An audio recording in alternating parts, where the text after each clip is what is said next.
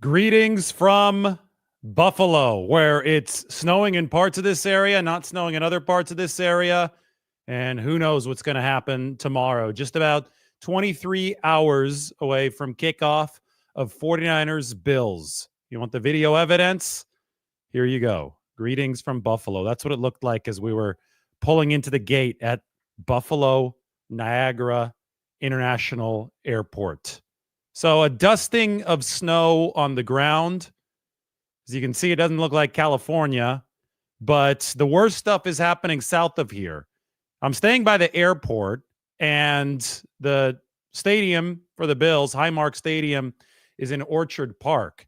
The further south you go, the worse this particular snowstorm is, because that's the way that the winds are blowing off of Lake Erie. So other snowstorms, because of the lake effect, are going to be worse in the actual city of Buffalo. This particular one is a little bit worse to the south, and the Bills happen to play at Orchard Park. That whole situation with the stadium, we've already seen some video from today. It has gotten quite a bit more snow than the airport and where I'm at right now. So that's the backdrop. We're going to find out what happens weather-wise over the course of the next 24 hours. Obviously, Josh Allen is, if you were to, build a quarterback in a lab to withstand cold weather, withstand the snow, Josh Allen would be that QB. And it's funny because he's from the Central Valley of California.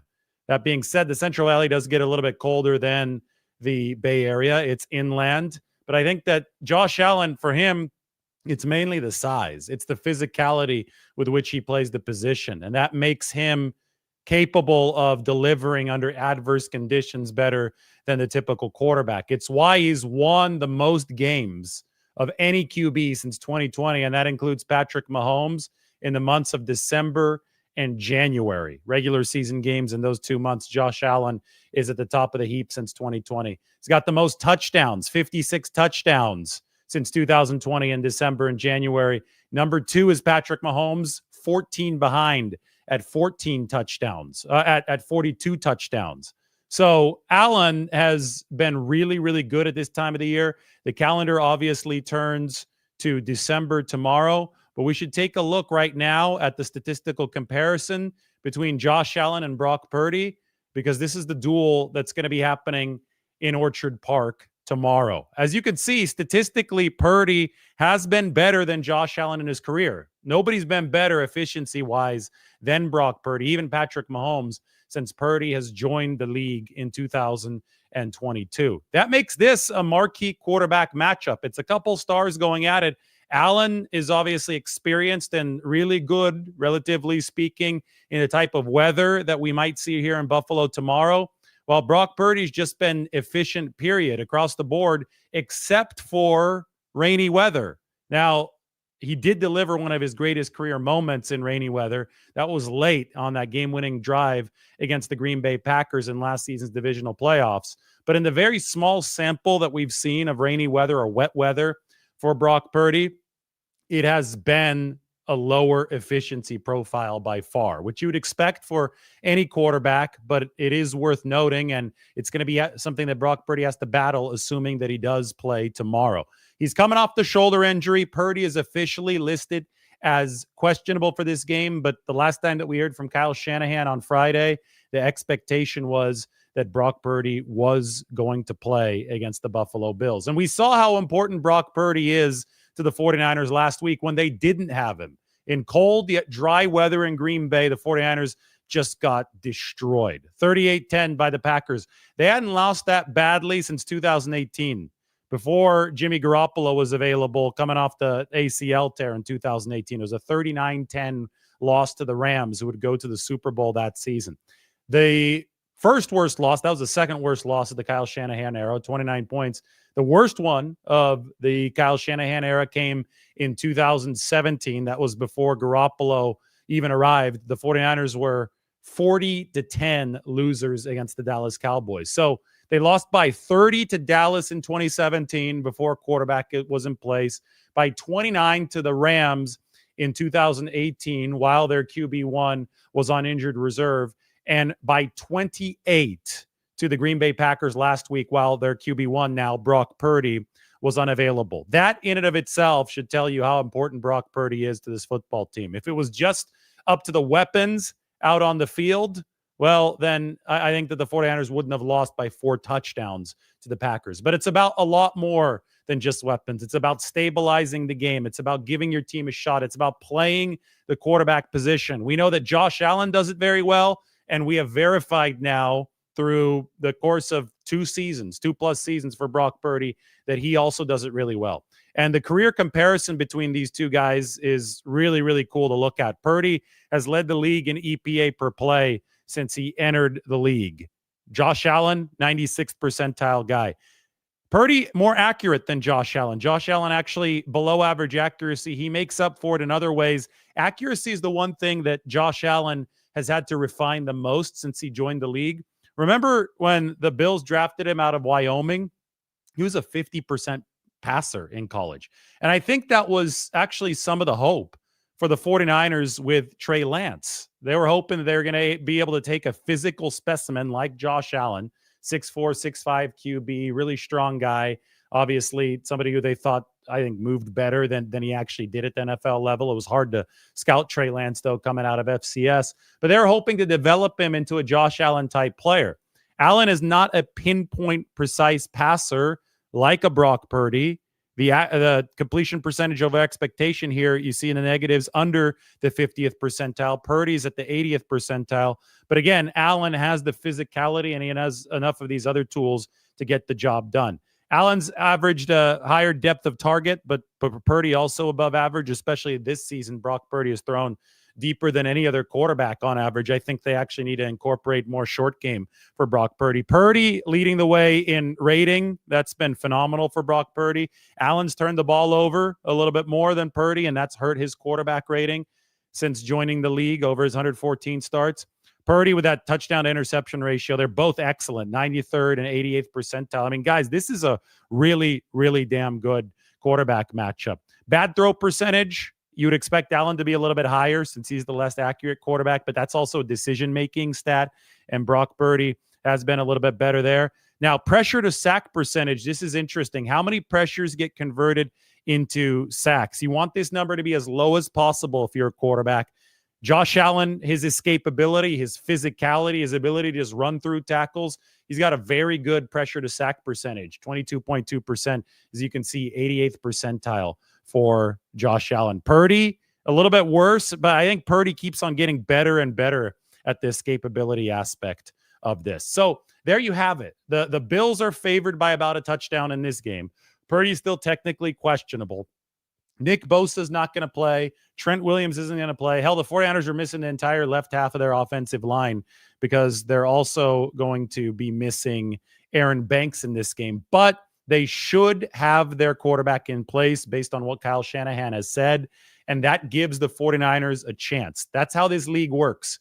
You've got a shot if you've got a star quarterback, and we know that Brock Purdy is a really good quarterback. The problem for the 49ers is that an absolute behemoth is on the other side, and he's the kind of guy that has really succeeded in the type of weather that we're going to see tomorrow. Purdy hasn't played a snow weather game for the 49ers yet. He did play at Iowa State, where the weather is obviously worse than it is in California, but all we've seen at the NFL level for Brock Purdy are rain condition games. So it is going to be fascinating to see if he can go toe-to-toe with Josh Allen tomorrow. First things first, I would ask, how healthy exactly is Brock Purdy? Because he is coming off the shoulder injury, and 30-mile-an-hour winds are expected to be coming off of Lake Erie tomorrow. Regardless of whether or not this game is played in a snow globe, there's still going to be wind coming off the lake. It's a matter of which way the wind is blowing. That's going to determine where the snow goes. But we know it's going to be a weather game regardless of snow. And when you're dealing with a shoulder, and Kyle Shanahan said that Brock Purdy is essentially fully healthy, so maybe he isn't dealing with anything anymore, but we're going to have to keep a close eye on it because the 30-mile-an-hour winds do make it that much more difficult for anybody dealing with any kind of throwing arm injury. So how healthy is Brock Purdy? Because he's going to have to deal with these 30-mile-an-hour winds tomorrow, up to 30 miles an hour, if the forecast holds true. Josh Allen is such a physical passer at 6'5" and those 240, 250 pounds. He's able to cut through it. And somebody like Brock Purdy, well, the one knock on him has been the size, right? He hadn't been quite as big and physical as some of these top draft picks. That's one of the main reasons why he slid down to pick number 262. So he's going to have to show that he's got the strength to play through some of these conditions, which are notoriously bad in Buffalo. I mentioned how good Josh Allen has been in the months of December and January. Went through the whole laundry list of things. By the way, he's got 244 total touchdowns now in his career. And with one more, he's accounted for the 244 touchdowns Josh Allen has. He's tied with Jim Kelly, the great Bills quarterback, who was the QB when the Bills very painfully lost those 4 straight Super Bowls in the 1990s. Next touchdown that Josh Allen accounts for, he will pass Jim Kelly for the all-time Bills list. But I mentioned he's got 56 total touchdowns since 2020. That's more than Patrick Mahomes and Russell Wilson, who are number 2, 14 behind at 42.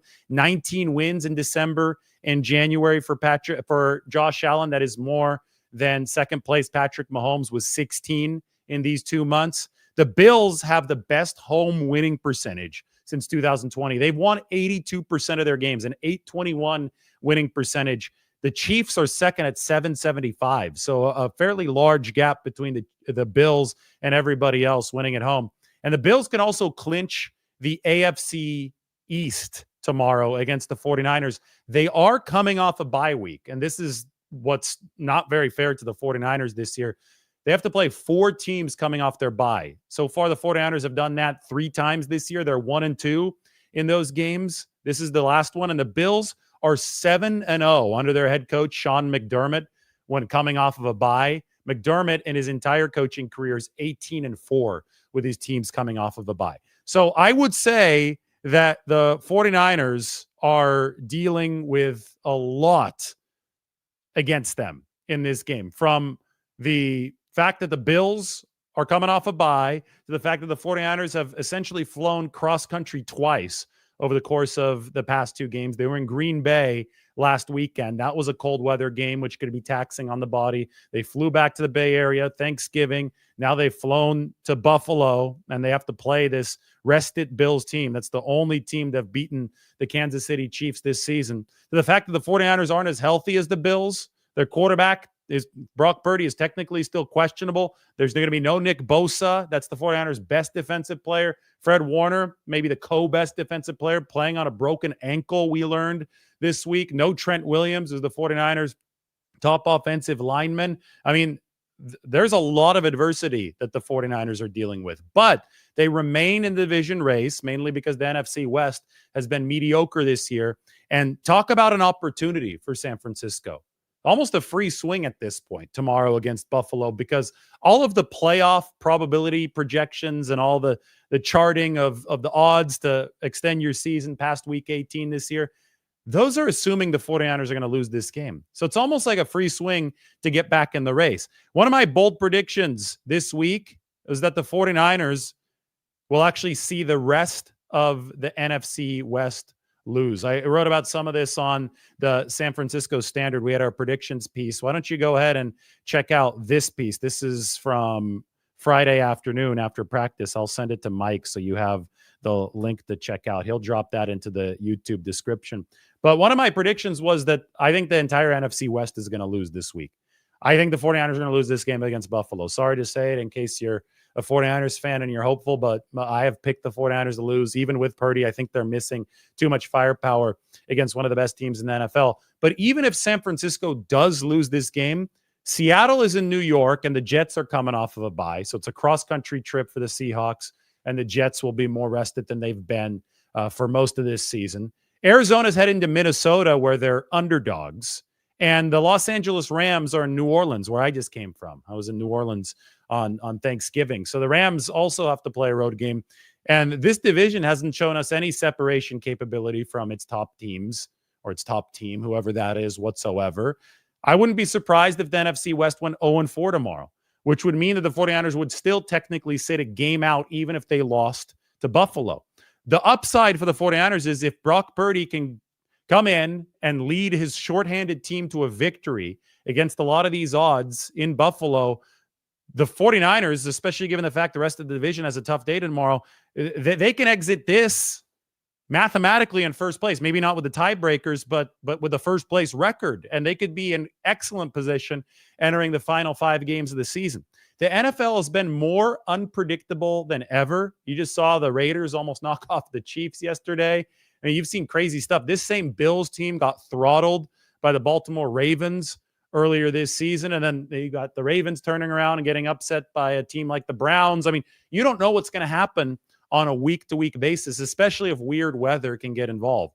So the 49ers are in a spot where, no, I'm not picking them to win, but I entertain the possibility of anything happening, especially since they've got the quarterback out there to match up with Josh Allen tomorrow. Allen, the master of these poor weather games.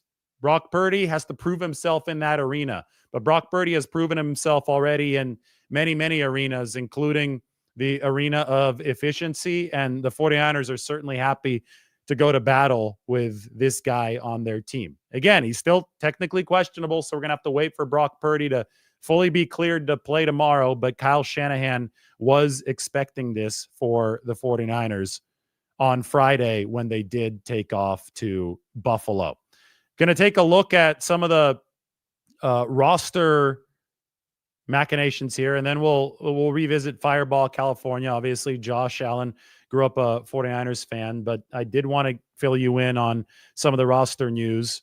So here you go. By the way, those of you who are just joining, greetings from Buffalo. We're doing the first show here from Buffalo, where we'll see if it's snowing at the game tomorrow. I think it probably will be, since the stadium is south of here, but this is a look at what the airport looked like today. I landed from O'Hare, Chicago O'Hare, into I can't say snowstorm, into maybe a very slight dusting of snow. And it looked cold outside. It is cold outside, but it's not frigid. I've been in worse. I've covered these 49ers for a while now. And the coldest I've ever been in my entire life was when I was the last person to ever leave Lambeau Field. Not to ever leave. The last person to leave Lambeau Field on the night that the 49ers beat the Packers in the snow globe game. That was bitter cold. That was sub-zero cold. Right now, we're dealing with, 27, 28 degrees in Buffalo. It actually might get a little bit colder tomorrow if it's not snowing at the exact area of the game. That's all going to depend on wind. The wind is biting coming off the lake. Like I said, 30-mile-an-hour winds are very possible tomorrow. That might end up being the bigger challenge for these teams. But if it's snowing plus the winds, well, yeah, it's going to be tough. It might be a little bit warmer, though, in that case, since typically when it snows, it's not going to be 15 degrees. Unless you're in Green Bay back in January of 2022, when it was like 1 degree and it was snowing, and Robbie Gould nailed the field goal for the 49ers to beat the Green Bay Packers. Their backs were up against the wall in that game. They were underdogs in that game against the Green Bay Packers. They're underdogs here against the Buffalo Bills, and we're checking in on the 49ers roster to see who they're going to be going to battle with tomorrow. You can see all the pink shading here shows players who are hurt, so there's going to be no Nick Bosa defensively, which is obviously a tremendous loss for the 49ers. They're already without Javon Hargrave.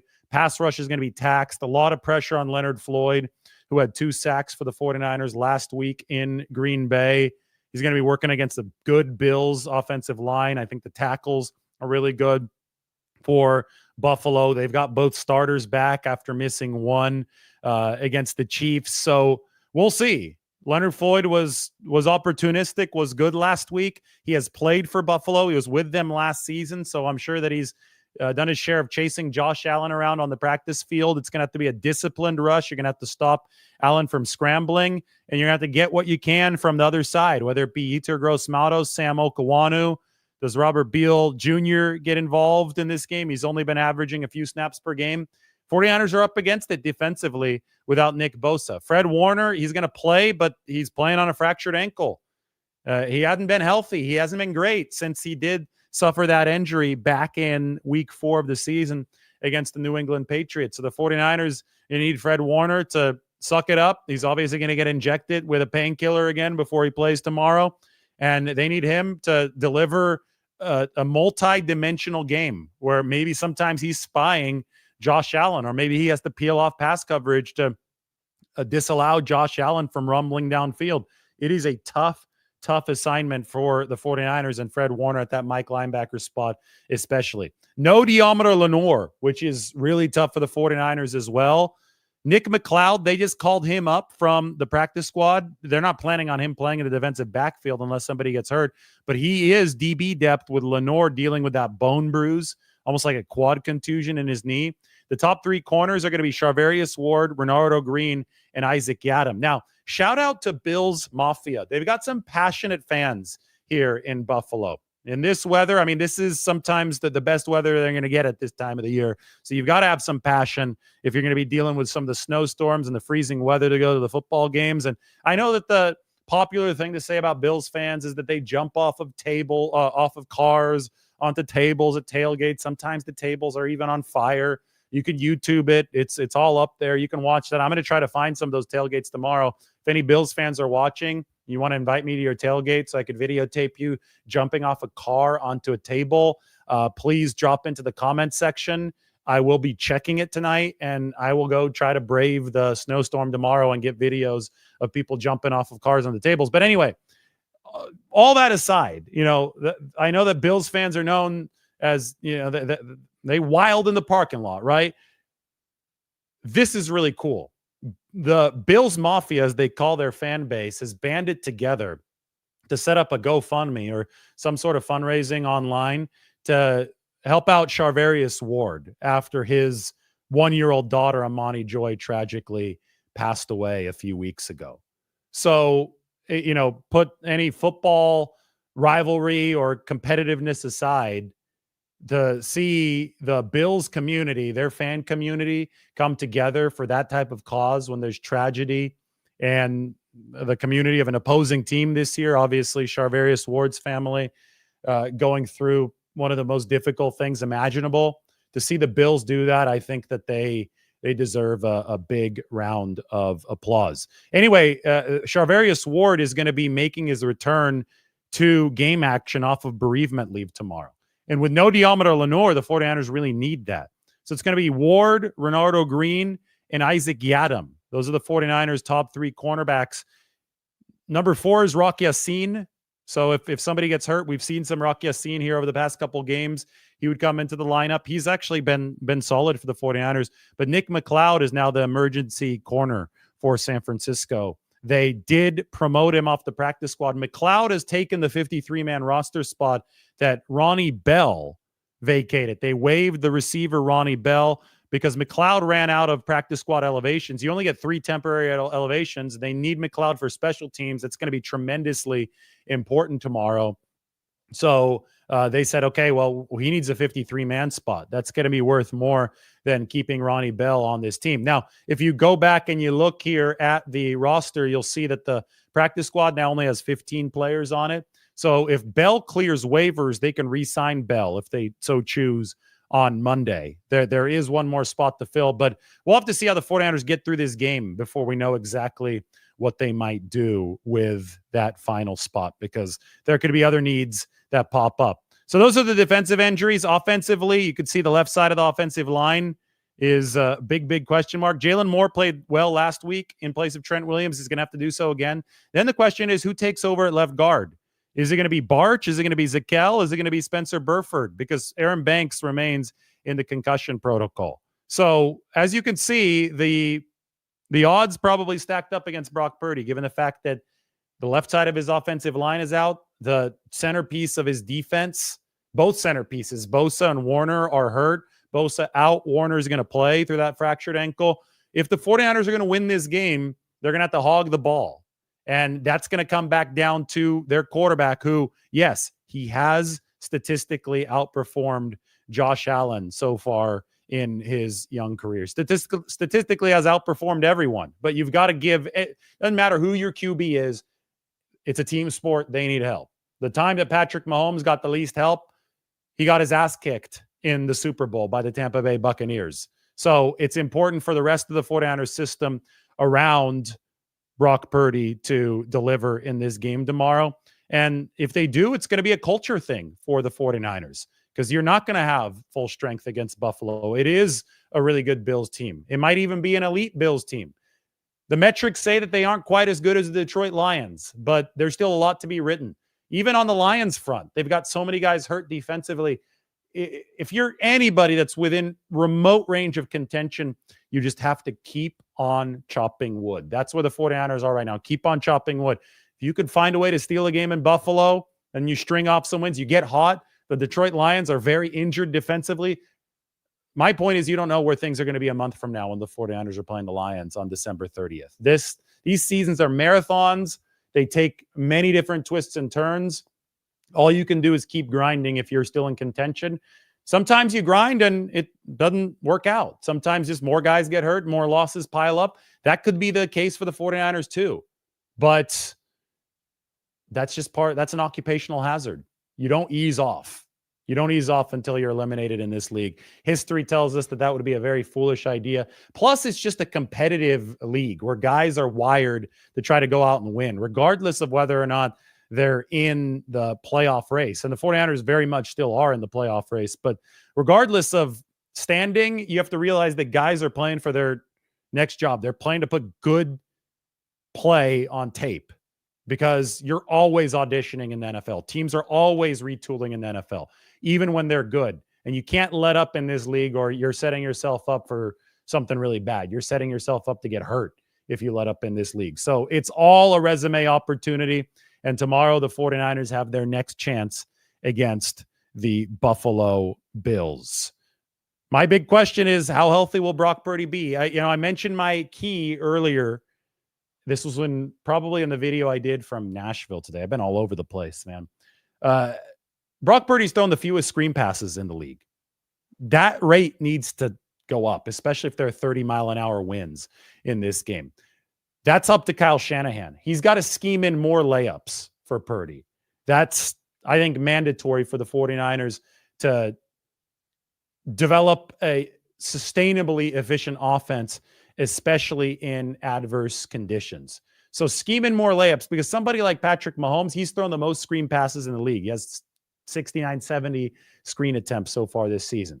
Andy Reid has made sure to imprint that into the Kansas City offense to make life easier for Patrick Mahomes. Josh Allen has thrown the 7th most screen passes in this league. So if you're talking about 49ers adjustments, now that they have their all-important quarterback back, well, make sure that short game is on point, because that's what's going to set them up with good down and distance to run the football, to hog the ball, shield your defense, which obviously isn't as good as the Buffalo Bills offense. The Bills offense is an elite unit, at least top 3 if you consider that elite.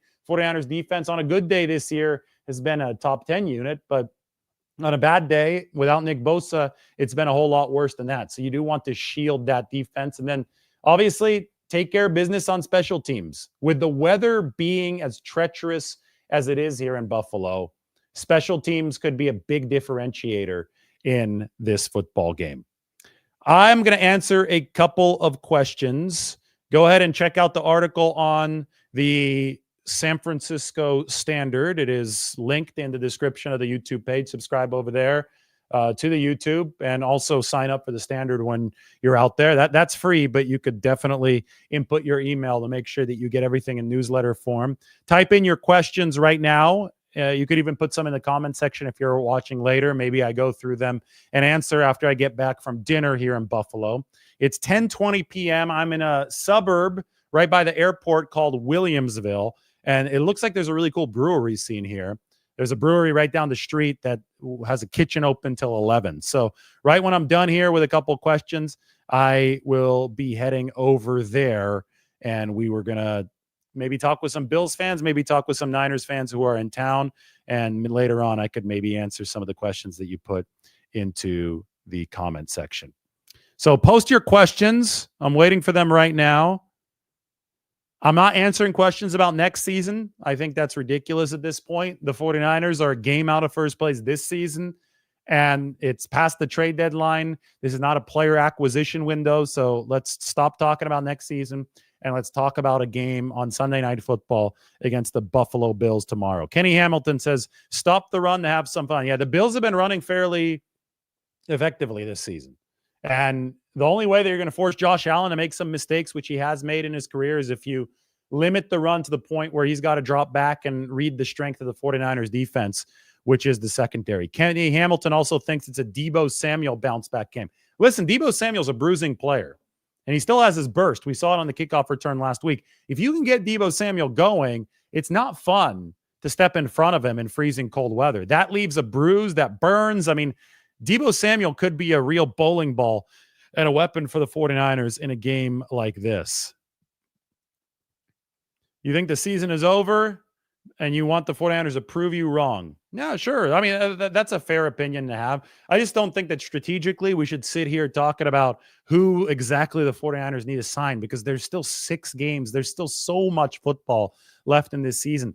You can't sign anybody of note right now, right? They're all under contract with other teams. That opportunity is going to come later. The trade opportunities are going to come later. Gather all the evidence and all the data that you need before making strategic moves moving forward. This show is brought to you by BetterHelp. This month is all about gratitude. So we're again thanking Mike, who has been doing such a good job producing these shows from afar. But there's another person that we don't get to thank enough, and that is ourselves. If you're thinking of starting therapy, give BetterHelp a try. It's entirely online, designed to be convenient, flexible, and suited to your schedule. Just fill out a brief questionnaire to get matched with a licensed therapist and switch therapists anytime for no additional charge. Let the gratitude flow with BetterHelp. Visit BetterHelp.com/Lombardi Lounge today to get 10% off your first month. That's BetterHelp, HELP.com/Lombardi Lounge. I think we got a Bills fan here worried about the San Francisco running game, according to the Bills fan. Well, the run game hadn't been great for the 49ers. They didn't block well last week. They are going to have to replace Aaron Banks now on the left side. Again, we'll see who that replacement left guard is. We know Jalen Moore played well in place of Williams last week, but everybody else was bad. There's a lot of missed blocks in that run game for the 49ers. Not a lot of running room for Christian McCaffrey. Jordan Mason, there wasn't much action for Jordan Mason and the guys beyond McCaffrey last week because the 49ers just couldn't get their rhythm offensively. I mean, it was a disaster start against the Packers. Green Bay ran 33 of the first 39 plays. So terrible defense for the 49ers early on and inefficient offense. They went 3 and out twice. They have to establish a better game flow to give themselves more rushing opportunities. So more first downs early. Sometimes it's past to set up the run and get settled in Buffalo tomorrow. And that's what's going to allow Purdy to play from a platform that gives that running game a chance. It's all tied together. 49ers didn't tie it together nearly well enough with their backup quarterback, Brandon Allen, last week.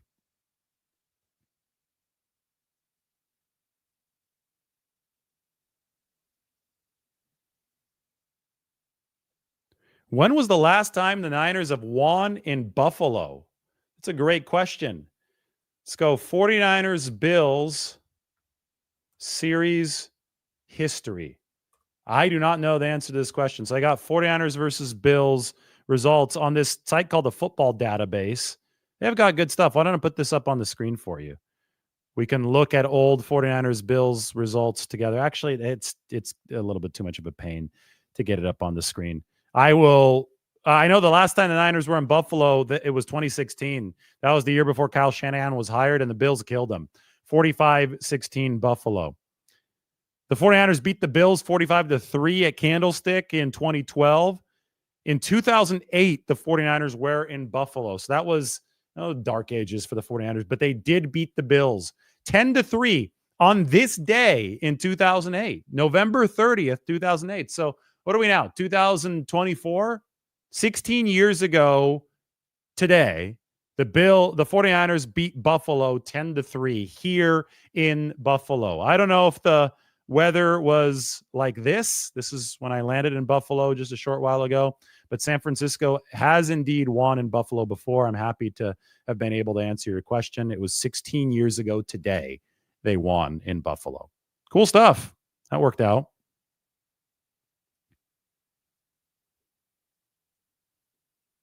Ian wants the 49ers to keep feeding George Kittle.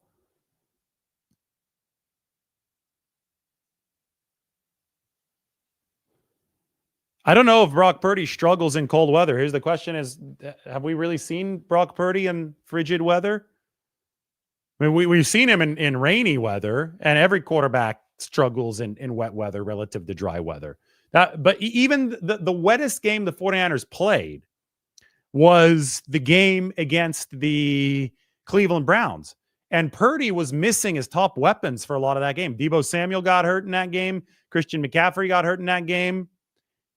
The 49ers still got in position to win it. Brock Purdy still drove them down the field against what was at the time the best defense in football to win it in Cleveland. Jake Moody missed the field goal. Then you had the playoff game against the Packers where it was wet. But we're not talking about cold. We're talking about wet. Purdy struggled for a lot of the game, but then he won the game at the end. Game-winning drive. So there's not a good sample here of Purdy playing cold weather football for the 49ers. Last week he didn't play. That was the coldest weather game they had played probably since the matchup against the Packers in the playoffs. That was a Jimmy Garoppolo game. So I don't know if this is a valid question that you ask parameter-wise. I think that the book is still open on Brock Purdy and cold weather games, Brock Purdy and snow games. And I think that people misjudge Brock Purdy in the rain games because he's put the 49ers into position to win the rain games that he has played.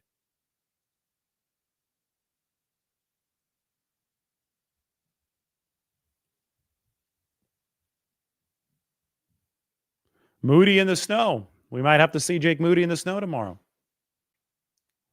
Kenny doesn't think the field will be covered in snow tomorrow. I think it's unpredictable.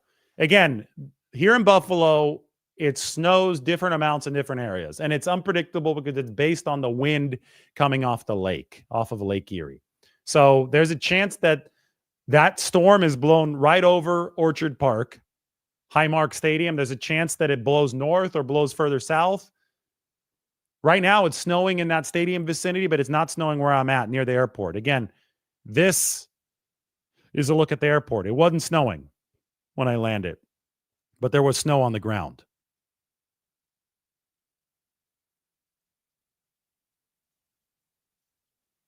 You think the Bills are going to underestimate the 49ers, huh? That would be crazy. Wouldn't that be something if Buffalo underestimated San Francisco? Remember, the Bills are coming off their bye week. They have not lost under their head coach, Sean McDermott. They're 7-0 coming off a bye. The 49ers have played 3 teams coming off their byes this week, and San Francisco's only won one of those games. They beat the Cowboys, who were coming off their bye, but they lost to the Chiefs and they lost to the Seattle Seahawks. Exactly. Chaos Theory says, David, if I remember correctly, I've never seen Brock Purdy play in the snow. So why are people saying that Brock Purdy can't play in cold weather elements? Rain is different than snow. Exactly. We haven't seen it yet. So let's pump the brakes and watch. Now, I'll have the full prediction tomorrow. So stay tuned for that video. You could let me know where in Buffalo you want that video to be. But this is not a spoiler when I say I think the 49ers are going to lose. I also think the rest of the NFC West is going to lose tomorrow.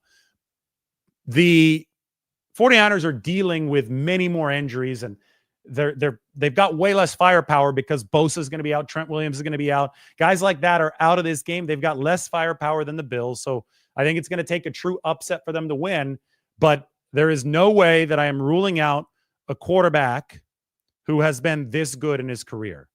Purdy has been better than Josh Allen in his career. He's been more efficient than Josh Allen over the course of his career. So Brock Purdy deserves some respect. He deserves a shot to outduel Josh Allen, even though the 49ers are shorthanded around him. That's why I think the Bills are going to win, but I also think that this could be a great matchup between 2 really good quarterbacks on Sunday Night Football. Now, we'll see what the weather does to this game. There's so much unpredictive. There's so much that's not able to be predicted about 23, 24 hours out from Sunday Night Football. But that's what makes all of this so damn fun. As Mike says, upsets happen every week. This is why they play the games, and this is not even that big of a mismatch in this game. If you've got the quarterback, and Brock Purdy, technically questionable, but if he does play, if you've got the quarterback, you have a chance. And if you win a game like this, if you're the 49ers, your season can turn around in a hurry. So I'm excited to see what happens because this is what covering football is all about. We're going to have snow. We've got a new city. I've got a new restaurant to head to. I'll keep you updated on all of the food. By the way, was in New Orleans over Thanksgiving. The food there was really, really good. We can show you guys the New Orleans stop very briefly. This was it. Streetcar, Peyton and Eli Manning. That was neat. I really enjoyed that. This was Lafitte's. It's an old blacksmith shop. They say that they're the oldest bar in the United States. And that is the lawn where Peyton and Eli Manning learned how to play football. That's Archie Manning's old house, childhood home. The French cuisine in New Orleans, that's banh mi with an egg in it. Margot tried to stuff some extra pork in there, and then she's the one that wanted to bite, but I had the last laugh, as you can see. Bourbon Street, it was much warmer down there than it is up here in Buffalo. I'll say that much.